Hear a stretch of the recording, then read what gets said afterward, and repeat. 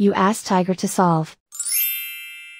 This deals with linear equations with one unknown.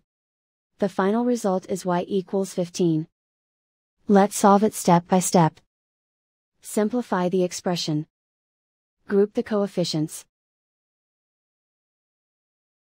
Convert the integer into a fraction. Combine the fractions. Combine the numerators. Isolate the y. Multiply both sides by inverse fraction 5 over negative 11. Move the negative sign from the denominator to the numerator. Group like terms.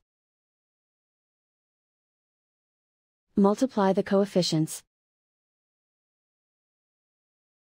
Simplify the arithmetic.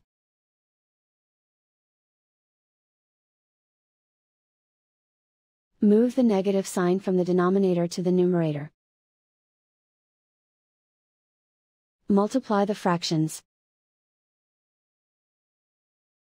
Simplify the arithmetic. And so the final result is y equals 15.